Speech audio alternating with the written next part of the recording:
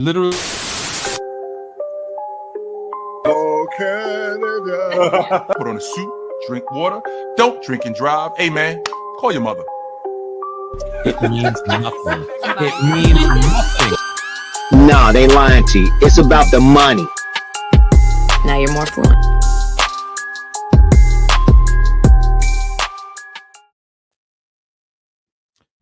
These chips are making me thirsty.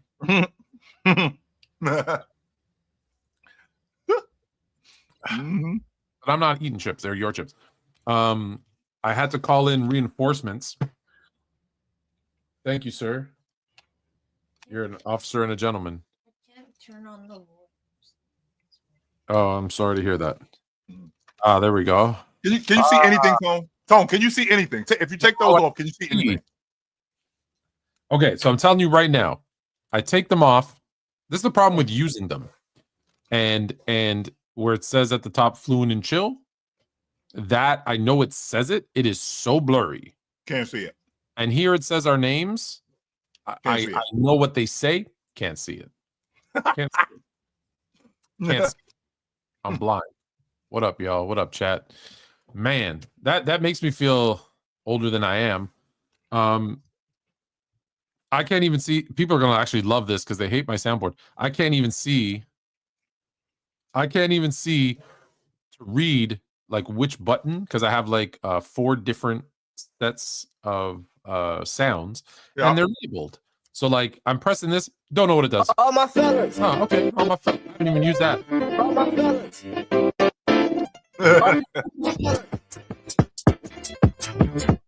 I need those mic and glasses. Did you see? I finally did it. What did you do? I finally did it. I finally put out my first episode of recapping every single season in NBA history, starting with the first real NBA season, the 1949-1950 season. So they're going to be like 2 minutes and just they're high level. And I'm going to see if there's interest because if people say, I want to know more about that season, then we'll do a deeper dive. But I put it out. It's 2 minutes long. You know, it talks about how the NBA, talks about the NBL and the BAA joining and becoming the BAA in I think it's March 7th, 1949, when they make that agreement. They start the actual NBA. George Mikan leads, no surprise, the NBA in points per game that season. The Lakers beat the Nationals 4-2 in the finals. Like it goes through like that stuff. The rules, there's no 3-point line, no shot clock. And it was the first year that they introduced goaltending because, well, Mikan was just jumping up and swatting balls away. Can't do that. Nope. Can't do that. Nope. Can't do that. My question, Tone, is if the NBA actually started, because we have a merger of both the ABA and the NBA. Is that correct? In 1977. In 76, 77. Yes. In 76, 77. We have a merger of the NBA and the ABA. But it was already the NBA. So the ABA merges with the NBA, right? So with that being said, the BAA and the NBL merge, from what you're telling me, to form the NBA. Correct.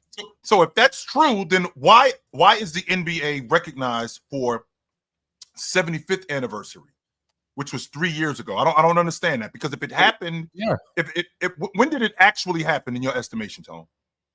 Which part? When did they actually become the NBA? When is it the NBA? Oh, I tell you. Let me tell you the exact date. But right. I believe it's March 7th. But I don't want to misquote myself. It is exactly because I have it right here. Yep. The reason why I'm asking you this, Tone, is because my bad. I was see. This is why I checked my date. August 3rd, 1949. Yep. August 3rd, 1949. I'll make it nice and big for everybody. August 3rd, 1949. There's the video. There's my shining, beautiful face. August 3rd, 1949. The NBL, the National Basketball League, and the Basketball Association of America, the BAA, merge and become the NBA. In 1949. 1949, correct. Okay, August 3rd, 1949.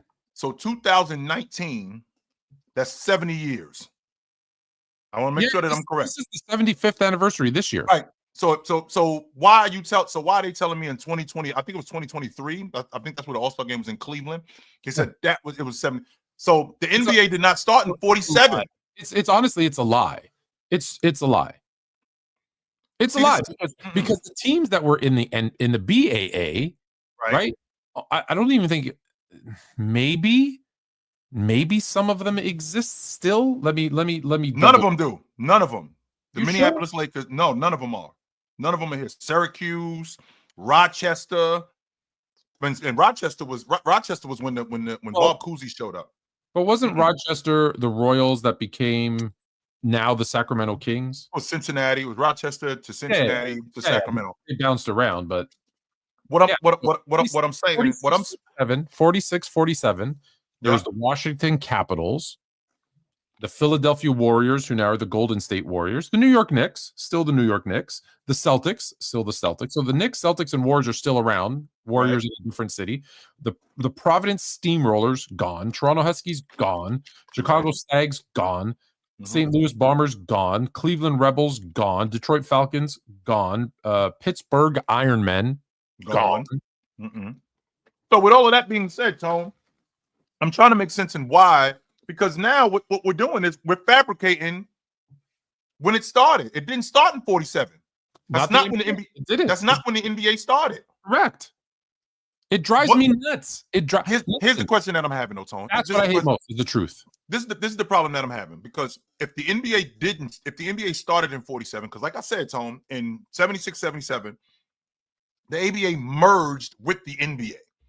So, and the NBA was already in existence. Yes. Which means that if you're telling me that in 1949, these two leagues merged, that must mean that the NBA had already been in existence and they just changed the name. No, it's there was no such thing as the NBA. It's much like this. Look, the NFL existed and there was an AFL.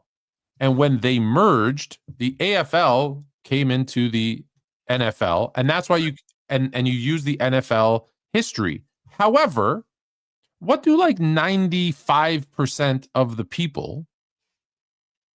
Oh, they think it started after that merger, and they only count like in Super Bowl history, right? No. How many times do you hear stuff pre-Super Bowl? You don't. You'll hear about a player or two specifically. You'll hear about Otto Graham. No, the Cleveland Browns. I'm drawing a blank on the running back. Jesus. Jim Brown. Jim Brown. Yes, Jim Brown. Yep. You'll hear about him, right? But you never hear. Do you ever hear that the Green Bay Packers have the most NFL titles? Never. Nope. Do you hear that the Bears? Do you hear that the Bears have the second most NFL titles? I wish they do, but they don't. The reason why. Right. It was pre-Super Bowl era, and when the Super Bowl actually happened, which was in '67, if I'm not mistaken, that's when we had the merger. But up until that point, we still had the NFL. Yes. So the thing that I'm having trouble with is if the NBA actually came into existence in 1949, why aren't we recognizing that it was the NBL and the BAA, which became the NBA in 1949? Because in order for it to be the NBA from 1947, that means that the NBA was already here. Correct. And the BAA merged with the NBA. Okay, well, that clearly is not what happened. That's not what happened. It's not what happened. So what are we doing? I don't understand that. So this whole 75th anniversary, okay, that's a sham. Correct. That's not what happened. Correct. They couldn't wait. Because this is actually the 75th year. Correct. This is the 75th year, which also skews everything else, right? Because you're 50, you're 7. Heck, it hurts my team. It hurts my Lakers because technically they didn't three-peat as NBA champions, right? Because two of them were BAA champion, and then they were the first NBA champion, which is kind of, I believe, the same thing with Green Bay. Green Bay won 2 championships and then win the first Super Bowl. But no one says they won 3 Super Bowls in a row. They don't get credit. Remember, we were all talking about Kansas City being the first team to three-peat. Well, Green Bay what did that technically. They won 2 NFL championships, and then they won the first Super Bowl. Well, you only count the Super Bowl. You only count the Super Bowl era, right? It's not NFL championship. But it's still NFL. It's still NFL. The It 100% is that. the AFL teams would have lost. The AFL teams would have lost 1,000%. They would have lost. Are you sure? In those years, yes. In those years, yes. And don't even tell me about the Jets and the Colts, because you know that was damn fixed. No, I don't know that, so no, I do not. Pretty boy shouldn't be in the Hall of Fame. Threw for like negative 10 yards and 3 touchdowns. Like, get out of here, man. Fix. There's a difference between lighting up the scoreboard and being famous. What are you famous for? Joe Namath is famous. Joe Namath is famous for the people he dated and his fur coats. My man for his career is like a 500 career quarterback who threw more interceptions than touchdowns, but we're gonna praise him and put him in the hall of bull crap. Y'all dudes is just, man. But you know, whatever the truth is, I mean, if that's the truth, then bet. If that's what the truth is, then bet. Because I don't want to just slander somebody just for the purpose of slandering them. If that's the truth, then that's something completely different. I don't like this. Even look at the stats. Even look at the stats. You'll see BAA stats. Hard to find NBL stats, by the way, but BAA stats starting 46, 47, and it says BAA, and then in 49.50 it changes to NBA, because that's the National Basketball Association of like doesn't make sense, man. It doesn't. It doesn't make any sense whatsoever. Because if that's true, then this year is the 75th year anniversary of the NBA. I need some clarity. I do. I want to know because so we have established the Warriors, the Celtics, the Knicks are still in existence, although the Warriors changed. I can't even. I haven't looked. NBL teams 1946, because there was actually a couple of other leagues as well. But these were the 2 biggest leagues. So here we go. So 1946, 47. And the NBL was actually playing before the BAA. They were playing in 45, 46. So they had the Fort Wayne. So see, here's a team. They were the Fort Wayne Pistons, which became the Detroit Pistons. Rochester Royals, who became eventually Ox's Sacramento Queens. The Youngstown Bears, the Cleveland Transfers. These names are hilarious, by the way. What the hell? Sheboygan. Yeah, Sheboygan Redskins. Allowed to say that. The Oshkosh All-Stars, the Chicago American Gears, and the Indianapolis. What?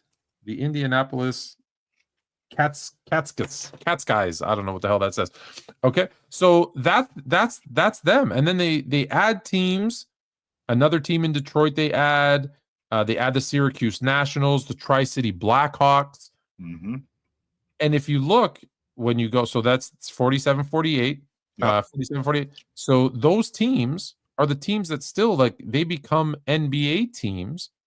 So if you look at the 48, 49, as that 48, 49 is their last season as NBL. And you have the Packers who are gone, the Nationals who moved to the NBA, the Dayton Reigns, the Detroit Kings, the Oshkosh All-Stars, the Tri-City Blackhawks, by the way, who play the first NBA game ever, like NBA game, and lose. Right. The Sheboygan Waterloo Hawks. So that and the Denver, and they lose to the Denver Nuggets. That's the first NBA game ever, is the Denver Nuggets beating the Tri-City Blackhawks. So there you go. Now you're more fluent. What can I tell you? Clearly, I mean, yeah. This whole when did the NBA start and when did it not start? Because Tom, we got so much information out here that it's difficult to get latched on to something specifically. And I'm thinking to myself, who do I believe? Because 1 minute, like for example, Mars and I are having a conversation today about the Oklahoma City Thunder. They got the number 1 offense in the league. Okay, no, they don't. Cleveland's got the number 1 offense in the league. But I mean, who do I listen to? Who do I believe here? Well, are you basing it on stats? Or are you basing it on like your opinion? No, according to basketballreference.com, the Cleveland Cavaliers have the number 1 offensive rating in the league. Okay, Numero so uno. we're going off offensive rating. They got the best offense in the game. Okay. They're number one. I believe they're number one in the league in points today. So because of that, I'm thinking, all right, well, the Oklahoma City Thunder got the best offense. Okay, well, wait, they got the best net. They got the best offense. They got the best net rating in NBA history. So with all of this information, you just telling me, because just so you guys know, I don't know everything. Let's get to the bottom of that right now. I do not really? know. Because No. my haters on X will tell me that you cook me every week because you know everything and I know nothing. I do not know everything. No, I don't. No, Tone schools me plenty on what I don't know. Like, for example, the top 75, that was 2 years ago. We're in 25, that was in 22 or 20. But you're right. You're right. Basketball Reference does have them as having their first in points per game at 122.3. And they are first number one offensive rating. Yeah. So I mean, I keep getting different information, and I'm thinking to myself, I gotta pick something to believe. I trust Basketball Reference. I trust NBA. Basketball Reference and NBA.com are two sources that I go to. Those are the two that I would believe more than others. Although NBA.com, I will say, I found errors on their site, so I still double check them. But I will not trust StatMuse. StatMuse is like, there's so many errors. Like, I mean, so many errors in StatMuse. It's not even funny.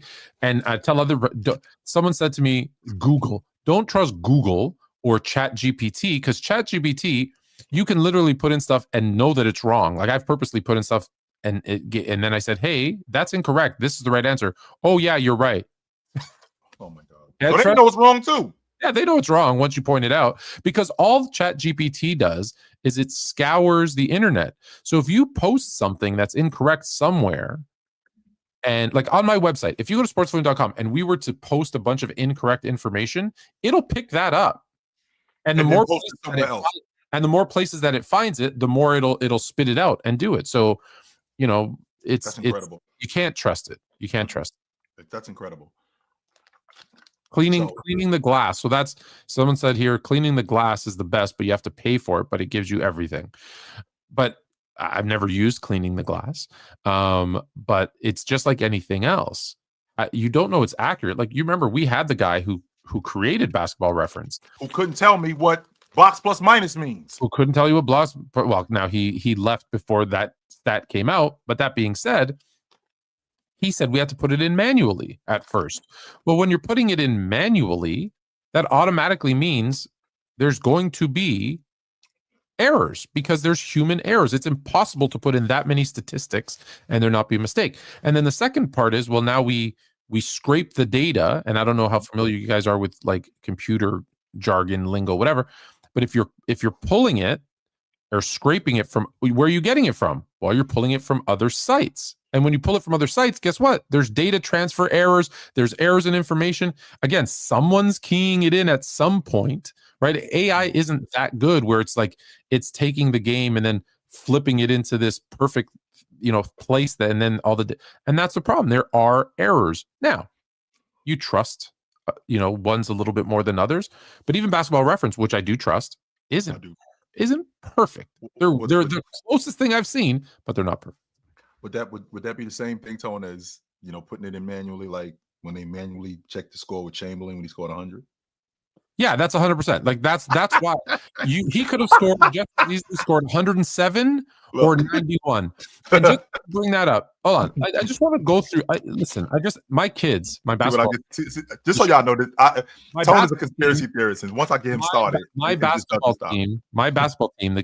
We had a few extra minutes, so we do film study before one of our practices every week, and typically it's either watching a game and like we'll stop and rewatch plays and say, what'd you do here, what'd you do there, what do you see here, what do you see there, what should you have done, what could you have done, what did you do well. I want to stay positive too. Other times, like last time, was whiteboard work where we're drawing up plays and saying, okay, where do you go here, so they understand, and if this happens, what does that happen, which people think, dude, your kids are like 11, and I'm like, yeah, they got to learn it now, because no one typically does that with them. And then when they get to a point where it's like it's the first time they're seeing this, And then it's just like this shock. Now imagine this kid now goes to an AAU or a high school team or whatever, and the coach pulls out the whiteboard, starts doing it. They're going to be like, "Bam! Oh, I can reverse that play. Boo, boo, boo!"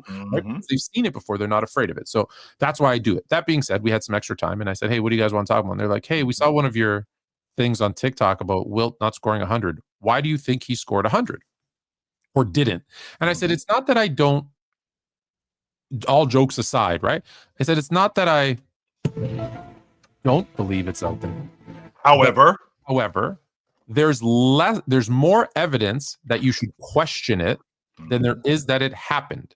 So what do we have proof that it happened?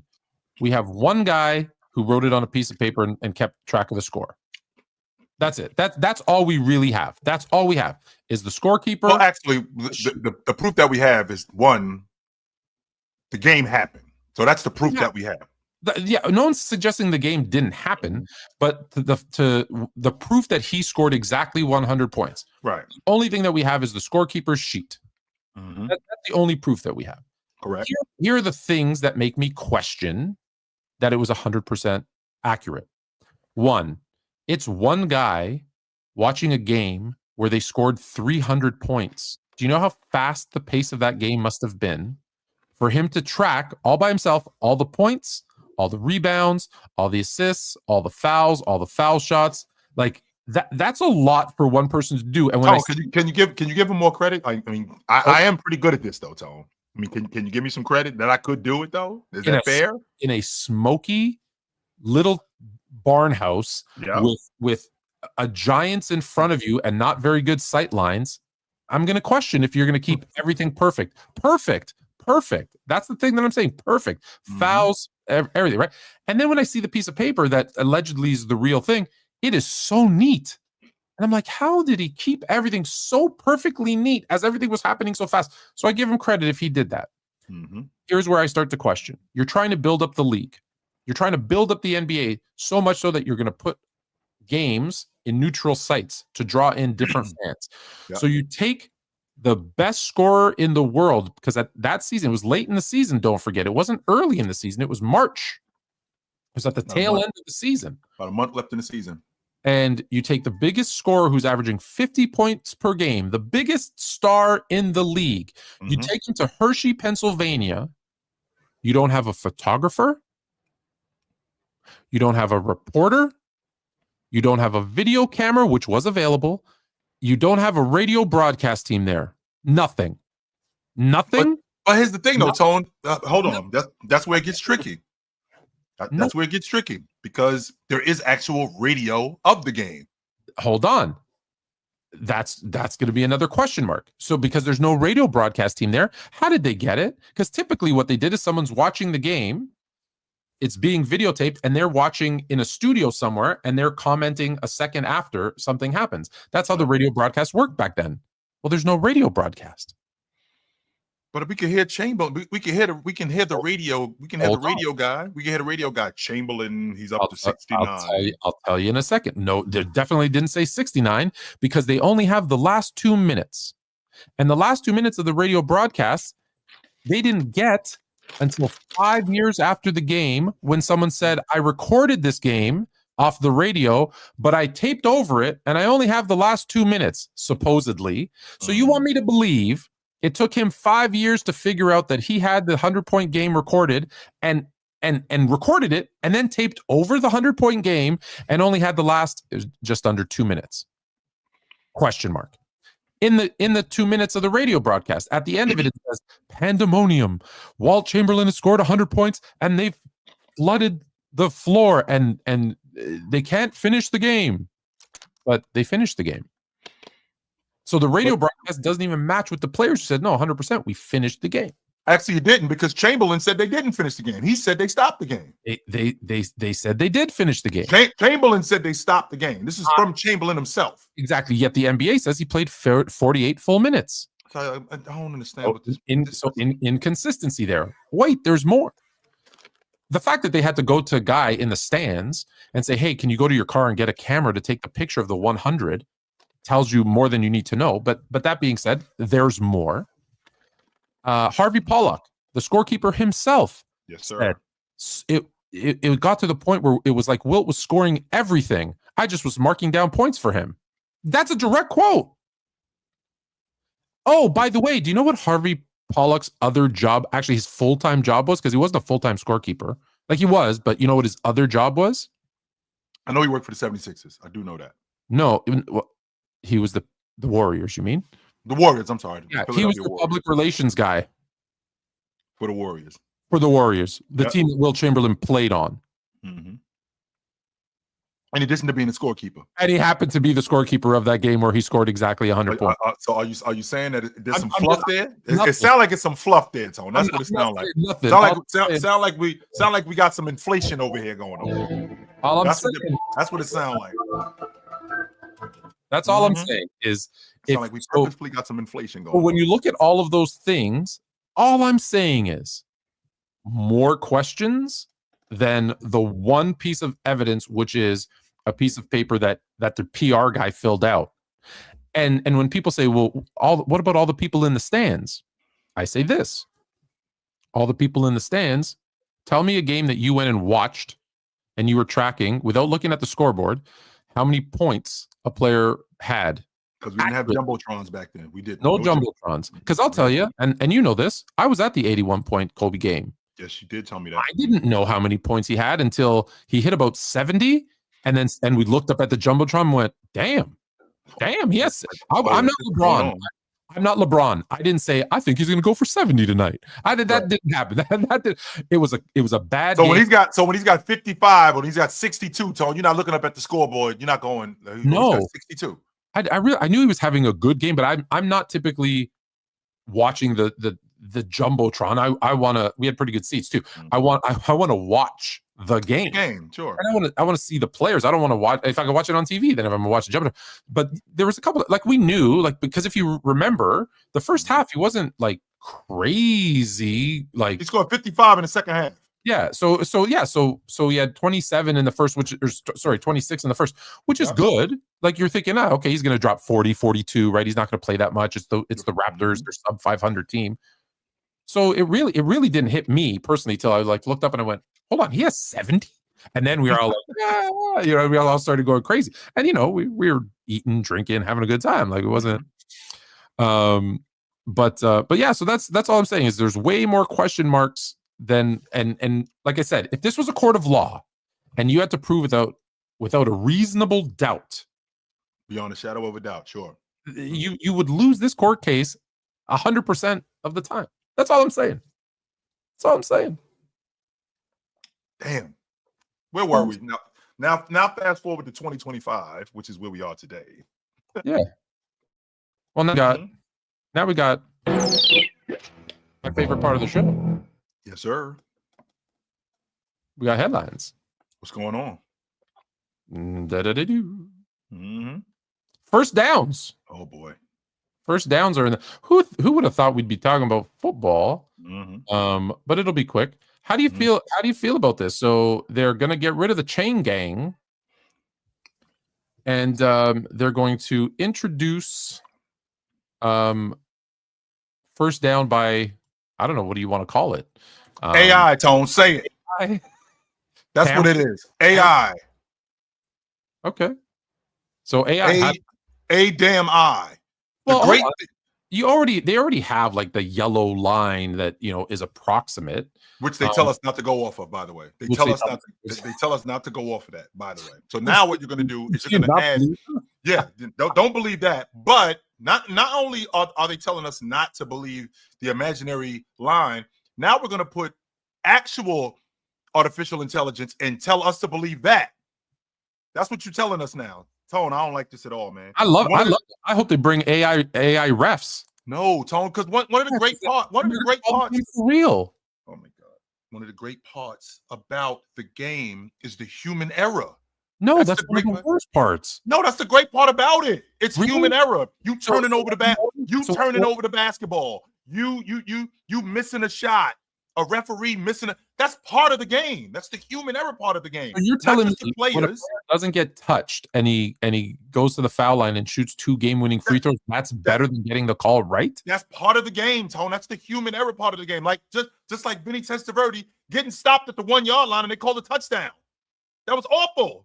But that's part of the game. That's we've what already is wrong with the game. We want to fix what's wrong. And we've already instituted, right? We've already instituted instant replay. And referees still get that wrong. That's because ego won't allow them to overturn a call because it makes them look bad. I'm glad you brought that up. You know why I'm glad you brought that up? Because that sounds like human error to me. That's what that sounds like. No, human error. It's not purposeful. I think it's purposeful. I think they see it and they're like, "Nah, I made this call. I'm sticking with it." When you go, when I personally believe that it's like a test. If I can go back before I turn the test in and say, well, wait a minute, I think I might have got this wrong. Let's go back and look at that. All right, let me ask you a question. It's been a long time since you were in school. I get it. Sure. However, let me ask you a question.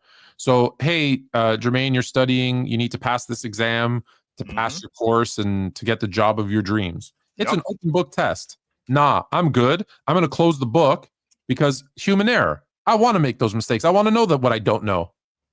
No. How about this, Tone? Nope.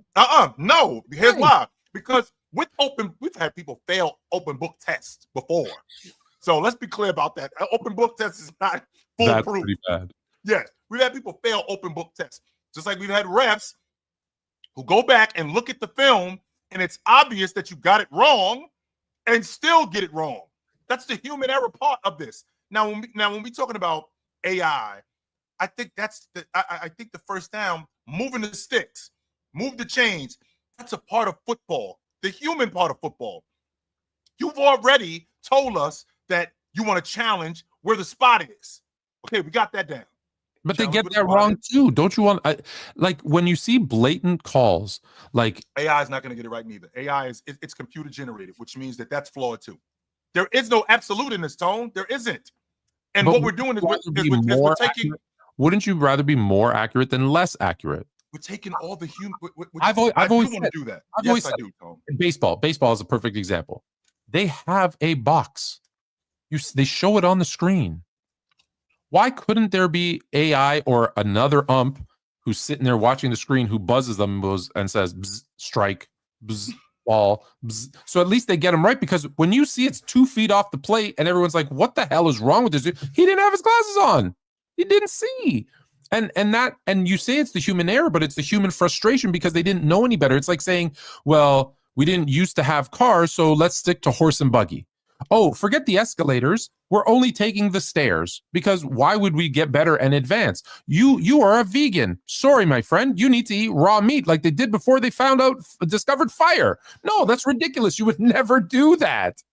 You would never do that. So why do you want to do that here? I'm not doing that here, though, Tone. I don't want to advance. I want to move on. No, I do want to advance. What I don't want to do is I don't want to take the human element out of it. And what you're doing when you do this, we've already got instant replay. We've already got challenging first downs. We've already got markers on the TV that tell us where first down is. Now what you're going to do is you're going to add AI, which is also computer generated. You're taking the human element out of the game. Why can't they work together? Why can't they work together?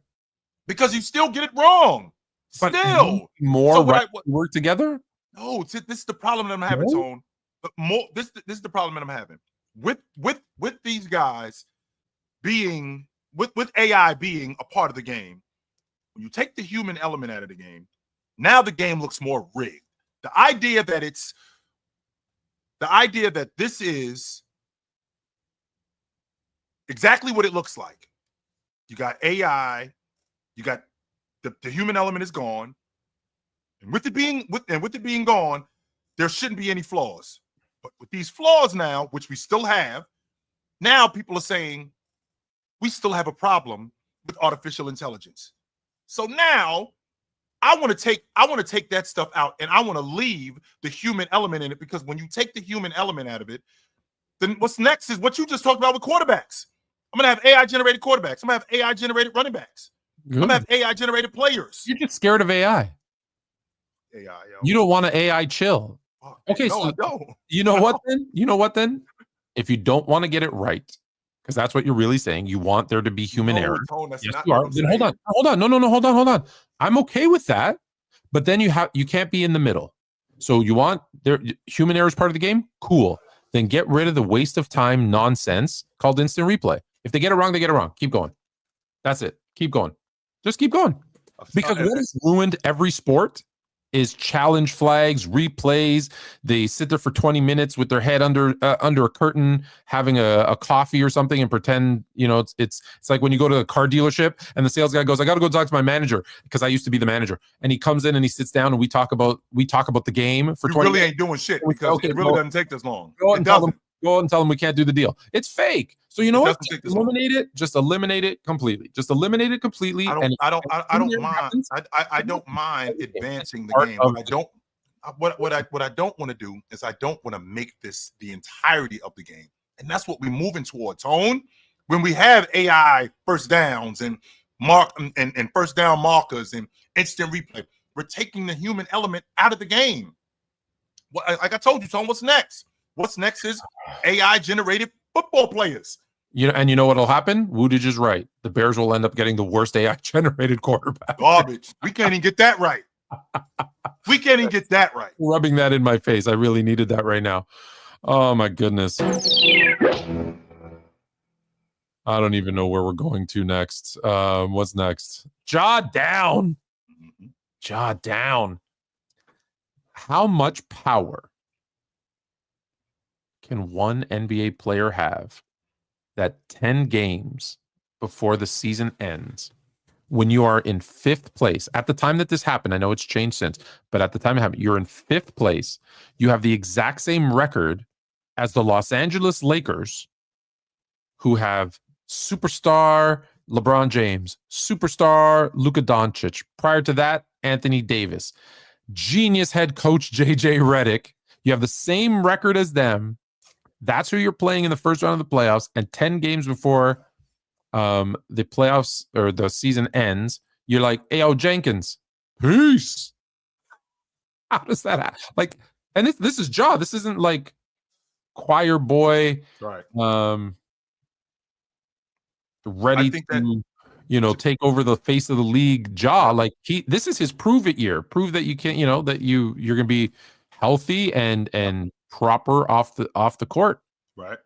Which we haven't had any. How does he get him ousted? I don't think he did though, Tone. But I think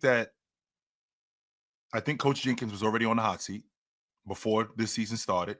Then fire him before the season starts. That's what I was thinking. Or fire him after the season. But here's the thing. I also think that there was some underlying things going on. I'll give you an example, Tone.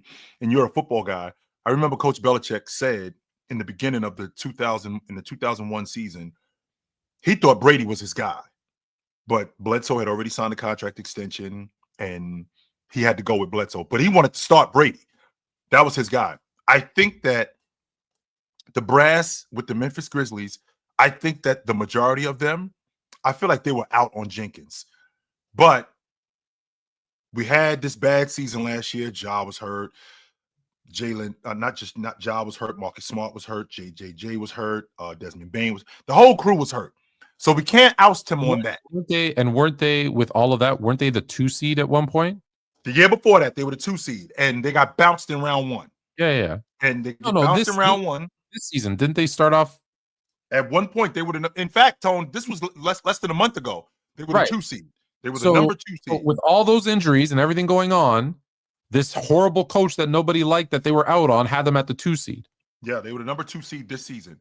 And the complaint is Ja in particular, wanted the ball in his hands more. And for all intents and purposes, Tone, we live in a very pick and roll heavy league. Memphis is at the bottom of the league in pick and roll. But they actually play the kind of style that Ja Morant digs. They are number 1 in the league in pace. There's no other team in the league that plays at a faster pace. According to basketballreference.com, Ja Morant. Are you getting sponsored by them? You've mentioned them 5 times. No, because when I say stuff, I want to make sure that my source is cited. Ja Morant is on the Memphis Grizzlies, and they play with the number 1 pace. That's Ja's game. Ja's game is getting up and down the floor. So He's not happy with the offense. When the game slows down, he wants the ball in his hands more because that's the kind of guard that he is. And that's not the way that this is going on. And on top of that, Tone, this new coach that they have in Tomas, I think he was their guy from the beginning. Right. But like Brady and like Brady and Bledsoe, I think that they had to give Coach Jenkins another shot because I think they wanted to move on from him. That's and fine. Give the job to Tomas. Now, then bring him in after the season. The timing, the timing was definitely curious. 100%. And let me ask you, how often, as a player, dictating who the coach is and the style of play, how often does that actually work? Dictating the players dictating the style of play. Yeah. I mean, to be honest with you, it happens a lot, Tone. I mean, tell me when it worked. So in '82 when they got rid of Westhead, they started playing fast with the Lakers because it just wasn't working with Westhead. Pat Riley comes in and starts to speed the game up. Magic needs these guys to speed the game up. When did they fire Westhead? In the beginning, it was in the beginning of the season, like the first month of the season, he was fired. Was it 10 games left in the season? No, it was not. It was not at the end of the season. No. That's one. Let's see. Because Magic, for those that don't know, Magic did say it's him or me. Like, trade me or fire him, and they made the right choice. So the Celtics also in the 80s with Casey Jones. Casey Jones said, "You guys are going to determine how we play," and that's how that pace played. He put the ball in Bird's hands, and they ran a lot of action through the big man. And sorry, who did they fire because Bird said fire him because I don't like his coaching? That was Bill Fitch. Yes, Bill Fitch was out. But Bill Fitch was out because I think he had just ran his course.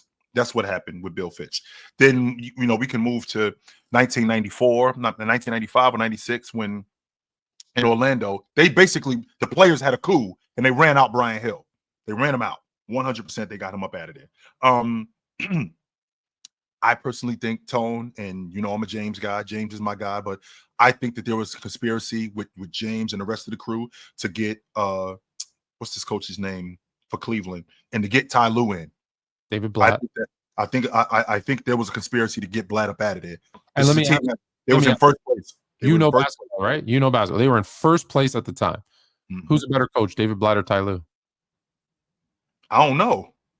That's the problem. I don't know because I only seen a little bit of David Blatt. I didn't see much of him.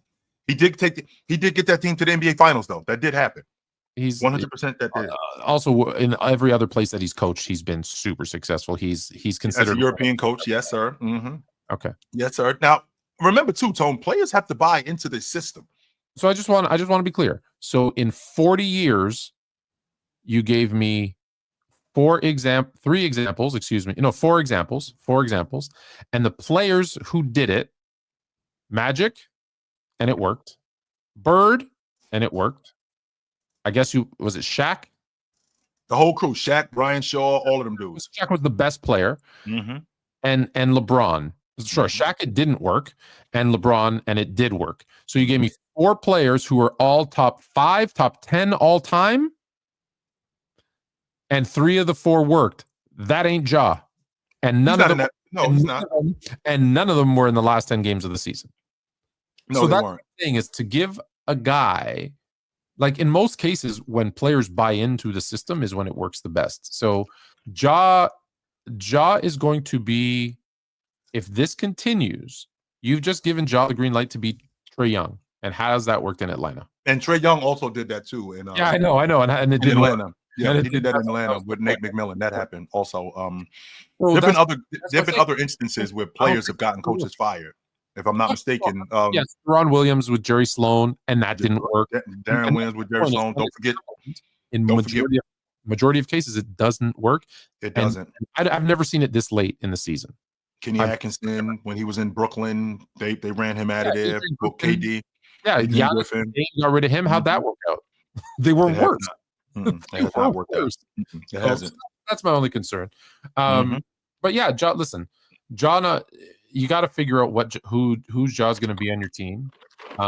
He's the best player on the team. He needs to have ball in his hand. I get it, but you also have to play winning basketball. So we'll see how that pans out. Sure. Do you think it'll work? I do.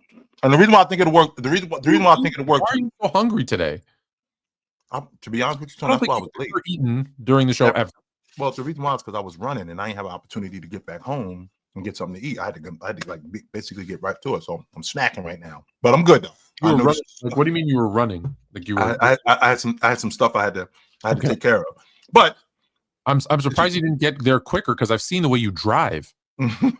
This is totally unprofessional of me. 100% it isn't. But no, anyway. I've seen you drive. You drive. You have seen me drive. Yes. But I found that out very quickly. That is the worst driving I've seen since I lived in Europe. By the way, Miami to like up to your neighborhood is the worst drivers. And I've driven, like I said, in horrible places. I've been on the autobahn. Like I've been a lot of the worst drivers is right there where you are. It's a nightmare. 100%. It's a nightmare. If you're trying to get somewhere, good luck. Good luck. Good luck. 100% it is. So next up. To answer your question, so I do think it's gonna work. Okay. But here's the $1 million question. They have bigger problems. I think it could work. They got bigger problems because so we clear, Tone. Triple J is up for an extension at the end next season, and not just up for an extension, Tone, a supermax because he's going to be an All-Pro this year, and he's going to make the All-League defensive team too. So the supermax for him, we're looking at $300+ million. There are some people who are not happy with Jaren Jackson being eligible to be a $300+ million player. I wouldn't be surprised. I do think that this thing could work, but I'm not sure that they're going to hold on to Ja, Tone. I wouldn't be surprised if he got moved this offseason. I'd move Jaren Jackson. If you what they got for Rudy Gobert, move him. That was the next thing that I was about to say, Tone. Because you think about Rudy Gobert, Minnesota in particular, they move off of Cat because that money that they paid him, they're not really feeling it. But the Knicks, Julius Randle is up, and they feel more comfortable paying Cat that money than Julius Randle. Sure. So maybe there's somebody that's more comfortable paying Triple J that kind of bread because Memphis isn't. Oh boy, there's gonna be a lot of money being thrown around. I don't know how I feel about it all, but let's get to how we're doing okay for time. We're doing okay for time. We'll do a little pod therapy. I wish I had some like calming music. All I have is like, hey, you know what? I've got this water. Speaking and of therapy, we've got this red version. We got a red bottle, and we got a David Beckham version here. Then we got a blue version. That's whenever I hear this dude talk, I just get it's best I could do for therapy. Whenever I hear him talk, he gets my blood pressure up. It's like, hold on, like I get anxiety when I hear him talk. For real, y'all. I don't know what to do with him. I really don't. Non-playoff P. Non-playoff P. I like that. Says that podcasting is therapeutic. Well, Tone, if you think about, I know a lot of people they couldn't care less about a guy. Well, Paul George, I never could. Even when he was in Indiana, I could never care less. And I don't just mean Paul George. I just mean a guy that's on the books for $150 million, $175 million, $200 million. There are people who couldn't care less about that, not realizing that the stress that it actually takes to be a professional athlete. And I feel like with Paul George on his podcast, this can be therapeutic because this is an opportunity for me to just talk and get out how I'm feeling about certain things, as opposed to we live in 1992 and I just got to keep all of this stuff bottled up. I got to shut up about everything. And in the process of me shutting up, I just got to go out there and just suck it up and just keep doing what I'm doing. In this instance, I actually have a therapist and it's my podcast. I can go out, but the flip side to that, Tone, is with my therapist, which is my podcast, I'm supposed to get better. Is that correct? Like I'm supposed to. You're supposed to. Yes, that's the point of therapy. Is that's the idea? I'm supposed to advance. And with me advancing, right? And with me advancing, I'm going to get better, right? So Paul George, I would think that because he's in a space where he can express himself and he can de-stress in his podcast, I would think that would help his game. Only except it's not helping his game, and that's largely due to him being beat up, right? And I think Philadelphia dropped the ball, paying him the way that they did. But I do think that mental health issues are a problem for players, and we live in a space now where we can talk about it more. You know what works really good for therapy? Therapy. It doesn't need to be in public. You know why you go to a private location and there's an exit out the back door so that nobody sees you lay on the couch and talk to the therapist? It's because it's private so that you can open up and have these things discussed. Right. So the nonsense that it's therapy, no, it's not. It's ego. You want people to hear what you have to say. You want people to think you know what you're talking about. Right. And that's why you're doing it. Do you think we do a podcast because we don't want people to hear what we have to say? No, that's not what we're doing. That's not what we're doing. This is therapeutic. This is stressful. Coming up with topics every day. Who am I going to piss off? Who am I going to troll today? Like this ain't therapy. It's a bold-faced lie. He wants the platform. He wants the attention. He realized that his game now does not match his fame, and that is. There's a few players like that in multiple leagues where their game doesn't match their fame.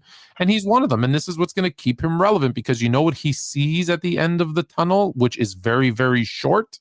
Might not even be a tunnel. It's more like an arch. It's about this thick. It's his future. His career. Yeah, this is his future right here. Yeah. So the end of his career is near. He can see it. And he's like, what am I going to do after? Oh, I guess we figured it out what you're going to do after. You want attention. That's okay. I get it. Because who's paying attention to the Sixers right now? Nobody.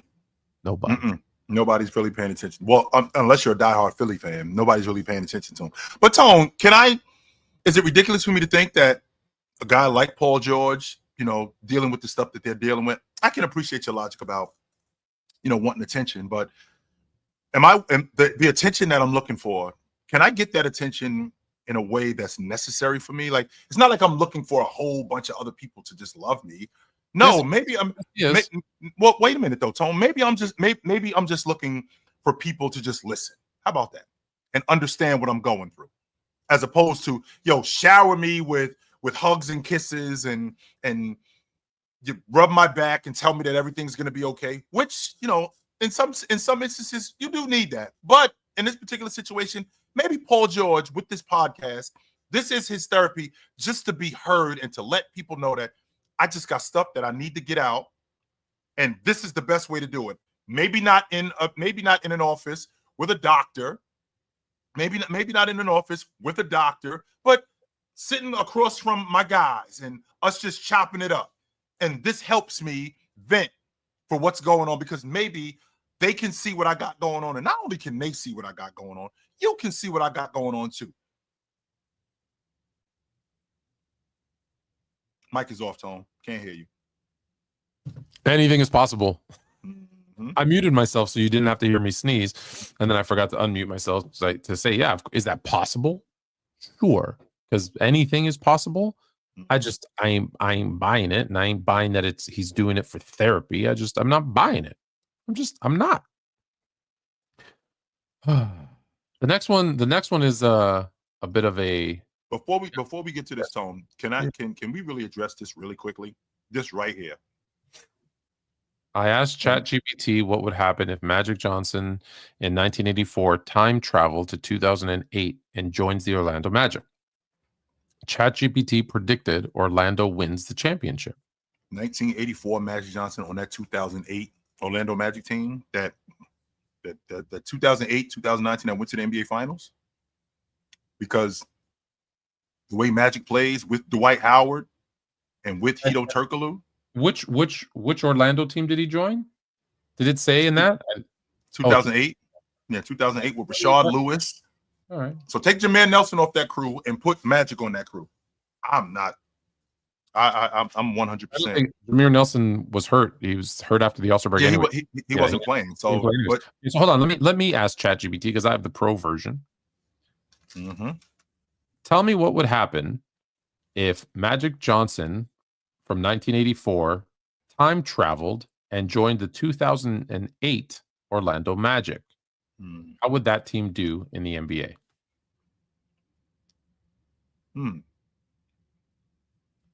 If Magic Johnson time traveled to join the Orlando Magic, that team would become an instant championship contender, if not the outright favorite.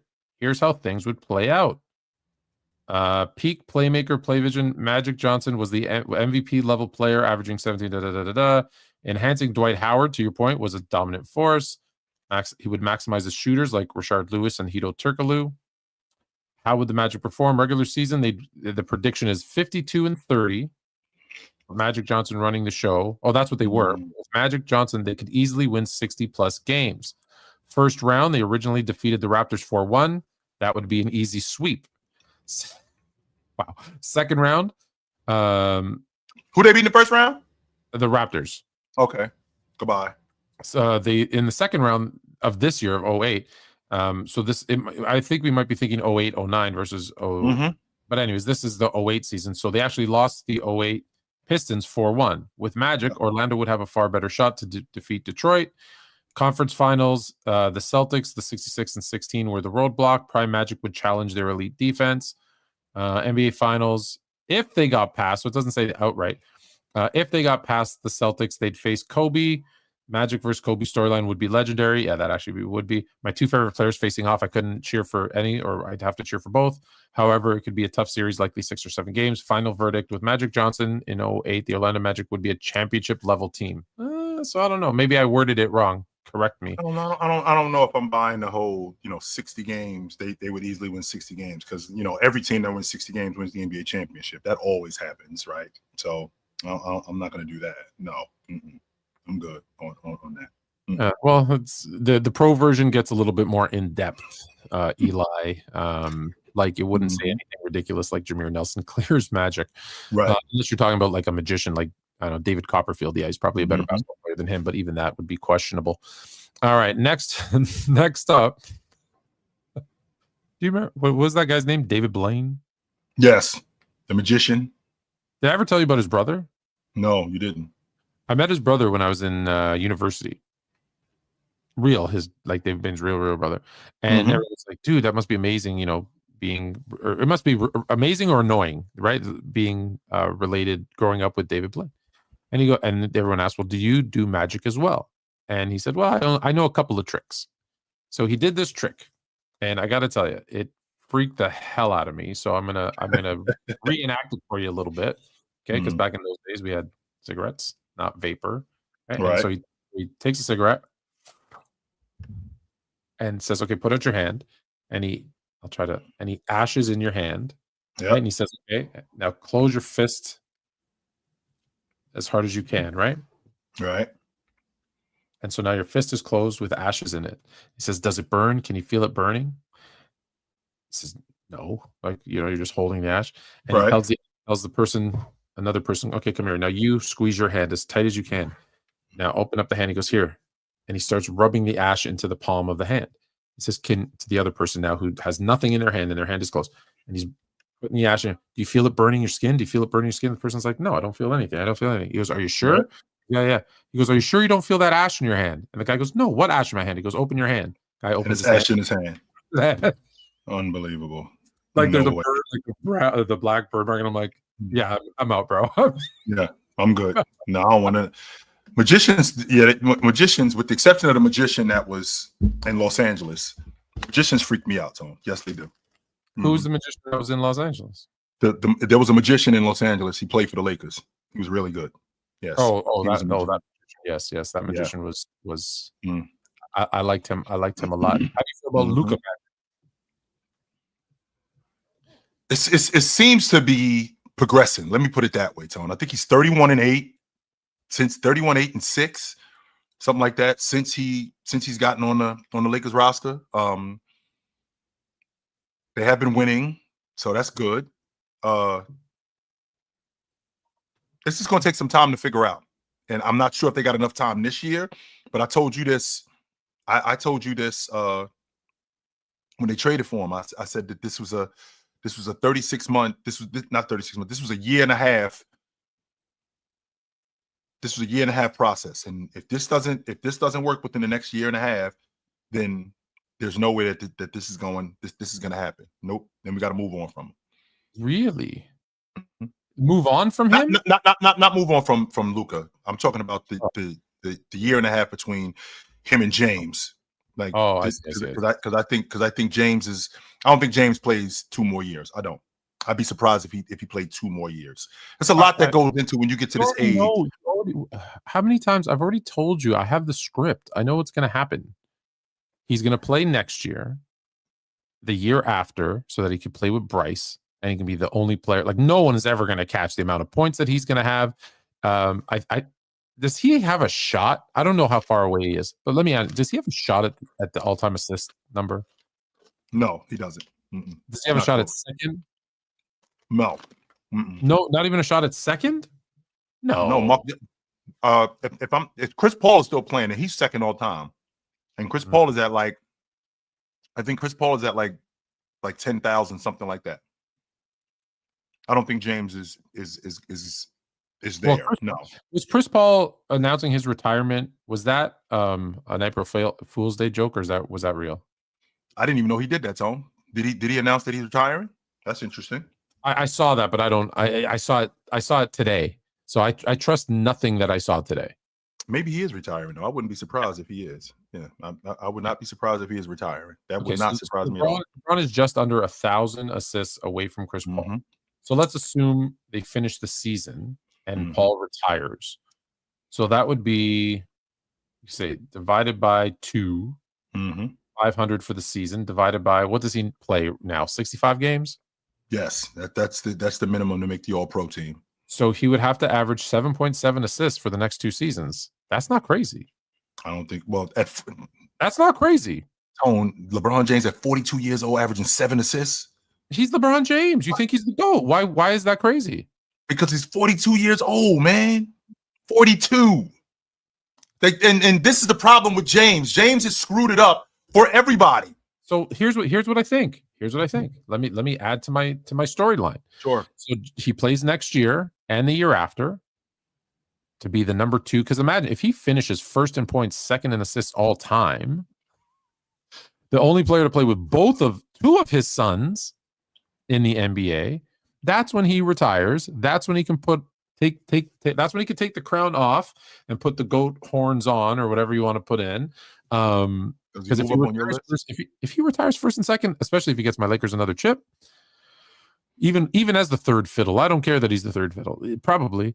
And then he walks his way over to Las Vegas and becomes the minority owner of that team and the face of that franchise. That's what I think. They'll call them the Las Vegas Bronze. The Las Vegas. I don't know if I hate that. Las Vegas Chosen Ones. The Las Vegas Bronze. I don't know if I hate that. That's how the Cleveland Browns got their name, by Paul Brown. So why not the Bronze? I don't hate it. I don't hate it at all, Tom. Yeah, but you know what happened to Paul Brown? They shipped him off, and he had to start the Cincinnati Bengals. Yes, they did. Apparently, Steph is going nuts. And wait. Stop right here. Did we not see Steph go for 60 earlier this season? What's new? I'm sick of you dudes coming over here talking to me about Steph Curry's doing this, or are you watching this, or are you watching that? How many times have I seen Steph Curry go for 60? How many times have I seen Steph Curry crack 15 threes in the game? How many times have I seen Steph Curry go off? This is nothing new. He's been in the league for 15 years, guys. This isn't nothing new. So let me ask you this. He's 11 of 16. A break. 8 for 10 from 3, according to my calculation. So 10 threes in the first half. No, he took 10 threes. He didn't make 10 threes. He's 8 for 10. Also has, I think this is the part that impresses me more. He's got 7 rebounds. If he goes for 15 rebounds, I'd be more impressed than a 50 piece. So he's got 7 rebounds. So he couldn't rebound, even though he averaged 10 rebounds in the NBA Finals in 2017. That's never happened before. So Steph Curry, he's got 7 rebounds, 5 assists, and 32 points. Are we seeing him go? Are we seeing him? It's halftime, so there's no point in going to check out anything, Tim. And you can watch both. He's 8 for 10 at the long ball line, right? Because the greatest shooter of all times could never do anything like that. Like, this is headline news when the greatest shooter of all time is doing this. Give me a break, man. Let's play over under. Let's play over under, and I will put my money on the line. If we can get, I don't know how many likes we have on YouTube. If we can get, here's what I'm going to do. If you put in a $1 super chat and give me your over under of Steph Curry getting 50 points.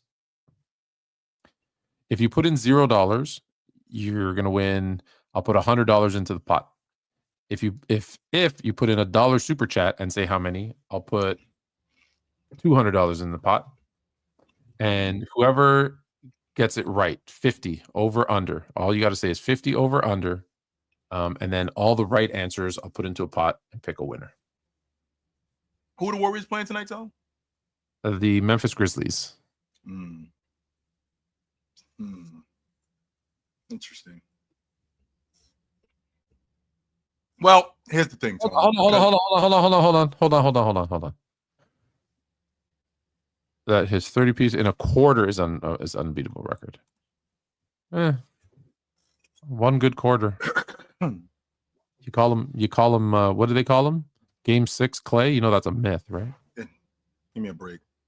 Tone, listen. All right, so here we go. I just have such a difficult time with this whole, Steph's going crazy like we've never seen it. It's not that I don't want to praise him, but it's always whenever he does something like this, it's headline news.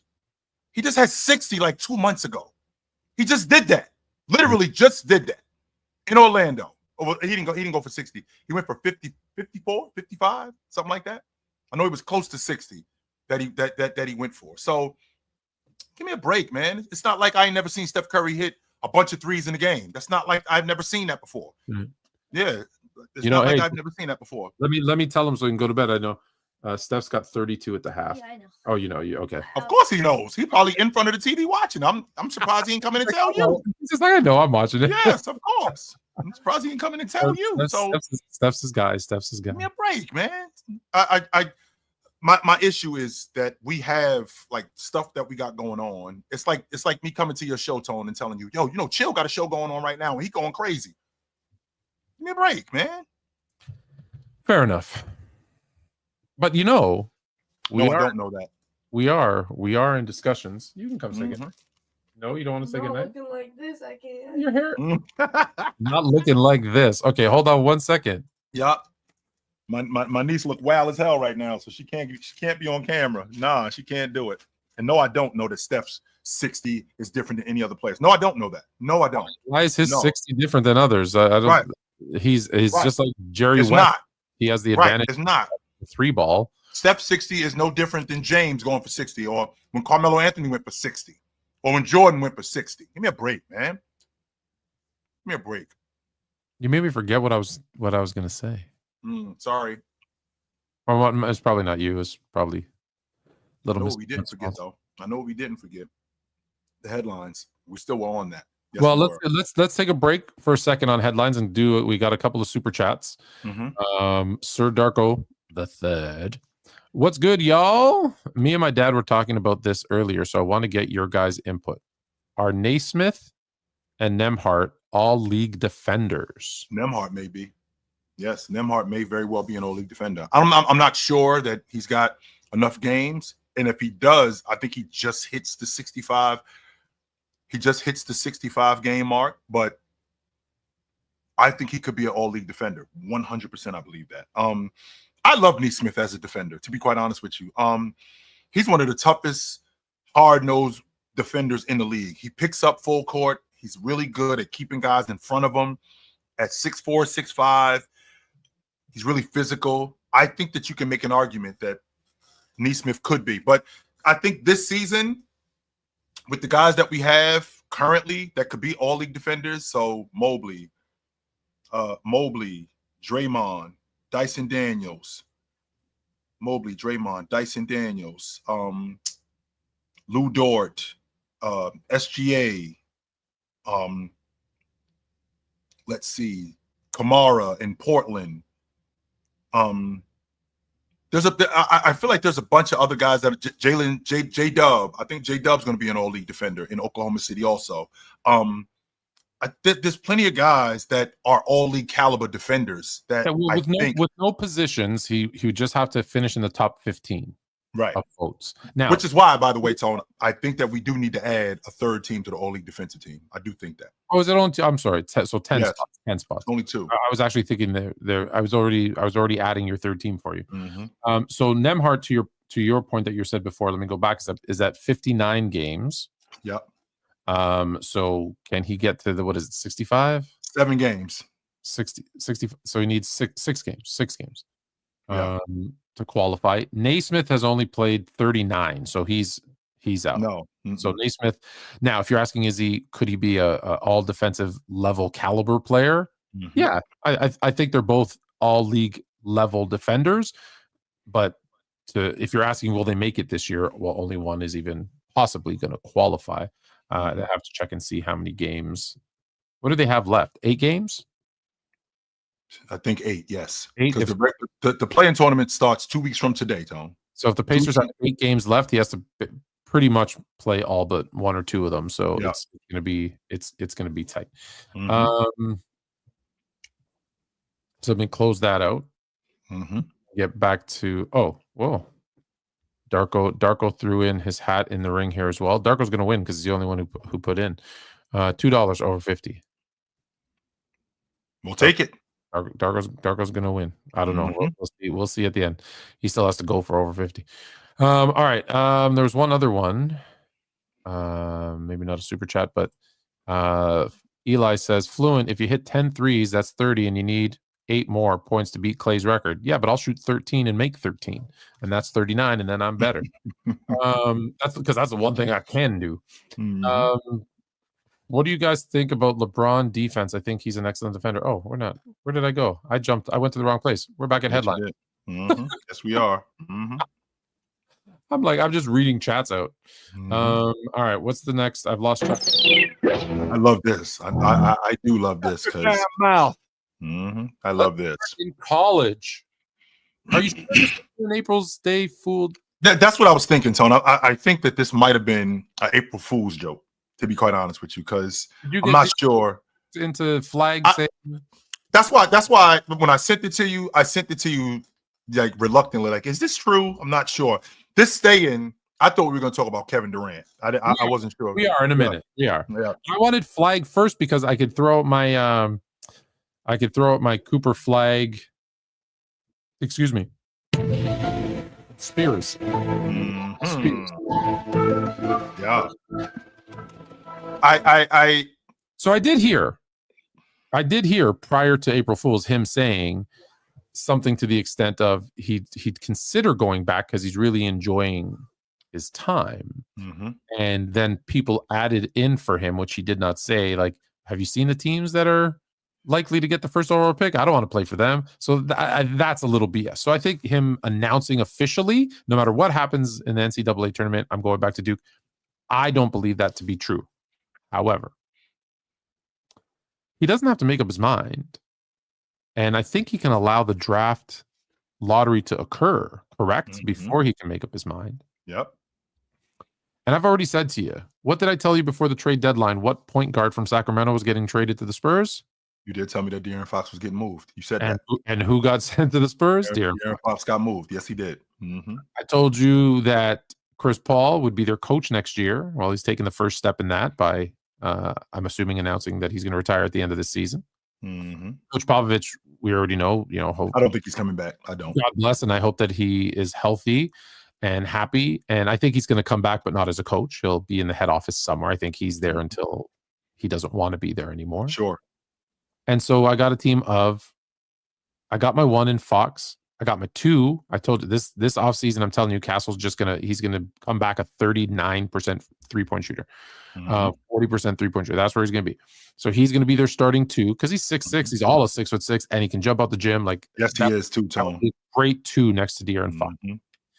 I'm thinking I want Wemby to play my 4 because I don't want him going up against the big, stronger centers that occasionally come around. So I'm going to have to pick up a center. And then I win the NBA draft and I draft Cooper Flagg to be my 3. And I got a new Spurs dynasty. And can we compound that, Tone? How about we compound that with the Atlanta Hawks don't make the playoffs, so you get their pick too, and the Atlanta Hawks end up with the number, I don't know, 5 pick in the draft, and you get their pick too. So you get the number 1 pick and you get the number 5 pick in the draft. Maybe they could get that big. Always forget his name, but he's 7'2" with a 7'6" wingspan who plays on Duke with Flagg. So yeah, the South Sudanian kid. Yes, sir. Yeah. There you go. There's your fight next to Wemby. Good luck scoring in the paint. Oh, boy. Oh, they're going to spread their arms out and take up the entire baseline. I could see this working. Well, if I do understand that the money is enticing, Tone, because we live in a different age where Allen Iverson left school early because he had to. Right. I need the bread. Right. A lot of these guys, they leave in school early because they are in dire straits. For sure. Cooper Flagg's not in a position. And again, I don't even know if this is true. I don't. And if this is a hypothetical, I would not be surprised considering what the NIL money is looking like for Cooper Flagg. I think this is the perfect time to reinstitute. You have to play in the NBA, you need at minimum a 2-year associate's degree. In some financial literacy, sure. Literacy. I think that should be the minimum. You could do a 3-year, you could do a 4-year, you could do something else. You can get a bachelor's. I don't care. But at minimum, you have to have a 2-year associate's degree in financial literacy. And because I'm about to make you a millionaire, even if you get drafted, you're going to be a millionaire. And I don't want to see any more of them going broke. I don't.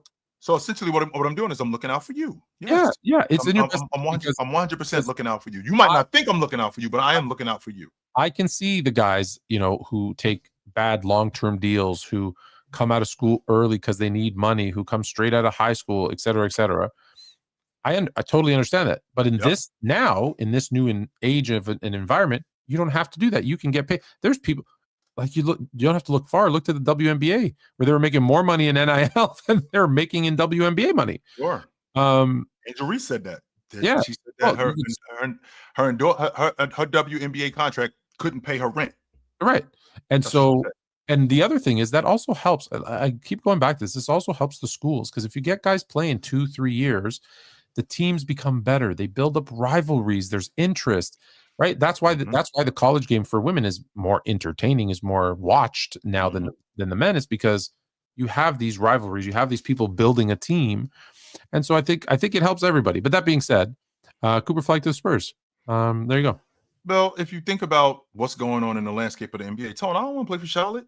I'm actually good at Duke and I'm making some pretty good money. I can wait another year.